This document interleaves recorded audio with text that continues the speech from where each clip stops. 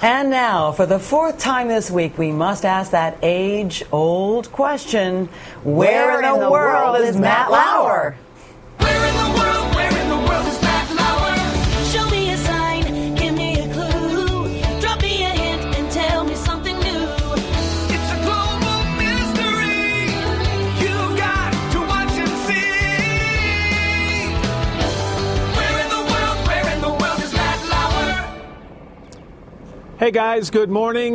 We had a long trip last night, but we've made it to another fantastic location.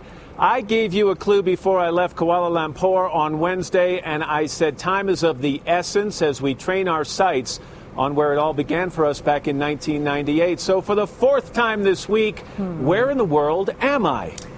Well, I've given up on your clues altogether. However, I can see you're someplace where it's snowy, where it's a bit rustic, or you'd be wearing your traditional suit. So I'm going to guess something crazy like you're with the penguins on the lowest tip of Chile.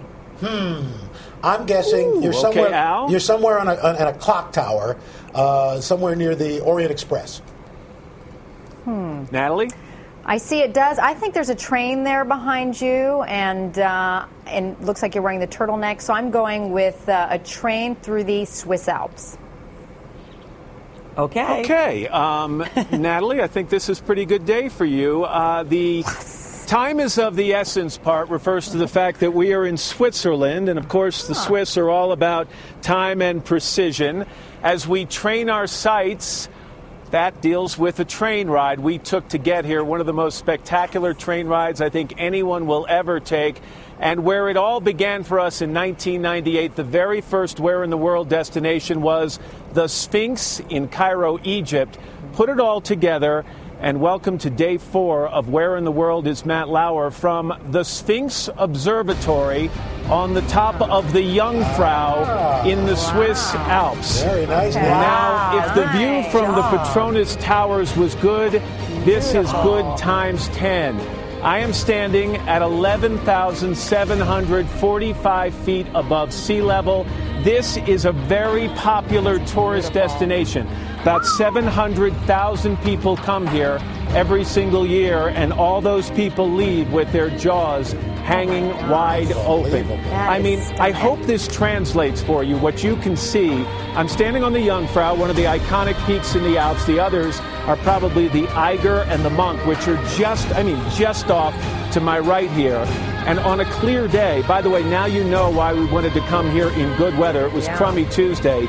You need a beautiful day. On a clear day from where I'm standing, I can look into the mountains of Belgium, into the mountains of France, to the Black Forest of Germany, and Joe Michaels, make sure you're on me right now, our director, because there's something else behind me that you can see on a clear day.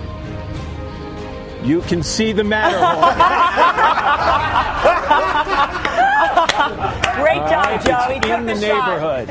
So perfect. Now, the view, though, comes with a price because the climate up here is a little rough. It's about 23 degrees right now. I'm not wearing a coat because the sun is so intense that it's heating us up.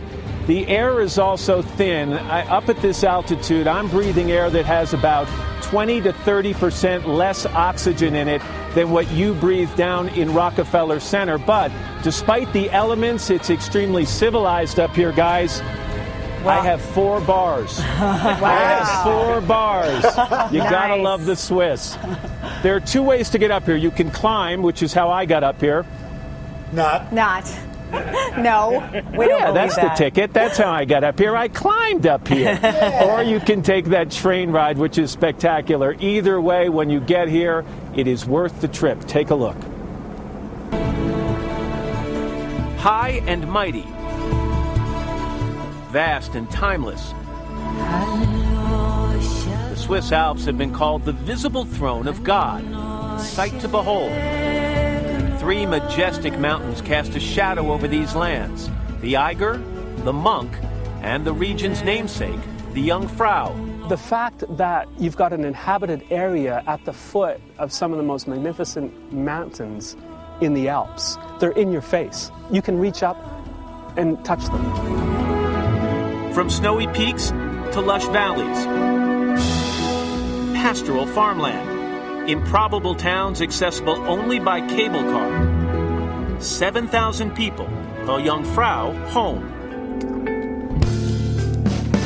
For the last 25 years, Evelyn Binsack has been climbing these mountains, the first female mountain guide in this region. Like so many here, the alpine spirit is in her blood.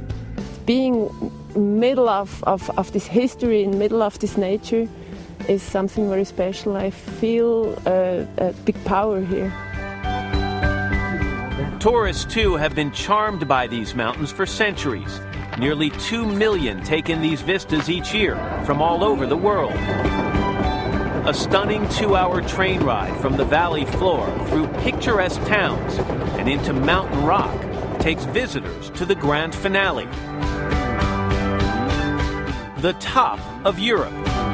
At over 11,000 feet, the JungFrauJoch is the highest railway station on the continent. Part tourist attraction, part high-altitude research center, it's home to the Sphinx Observatory, an iconic location surrounded by breathtaking peaks. Up here, the air is thin, the view endless, and for visitors, it's a chance to walk above the clouds. It's awesome. It's so surreal. This is heaven on earth. This is one of the most beautiful places I've seen. Deep within the Jungfrau itself lies the Ice Palace, a winter wonderland carved from the largest glacier in Europe. For thrill seekers, JungFrauJoch is an extreme world of ice and snow. Beautiful and enchanting. For centuries, the Swiss Alps were simply insurmountable. Today, tourists can take it all in, looking out from the world's ultimate perch. I think you get a sense of why they call this place the top of Europe. And just a quick story, guys. We decided to come here years ago when we were in a helicopter flying to Zermatt and the Matterhorn, and we looked out the window and we actually flew by this place and saw it and said, what the heck is that? We've got to go there one day. What do you think? You know, I got to tell you, you asked the question, you said, I sure hope this translates.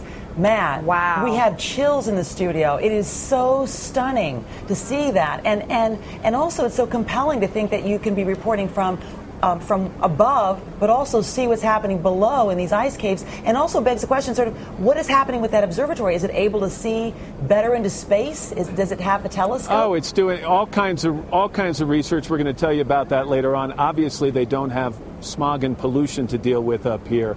We're going to talk about what it takes to climb in this area. As I mentioned, we've got the Monk right next to me, the Eiger behind that, a dangerous and iconic peak, and we're going to show you around the top of Europe. But first, on a Thursday morning, this is Today on NBC.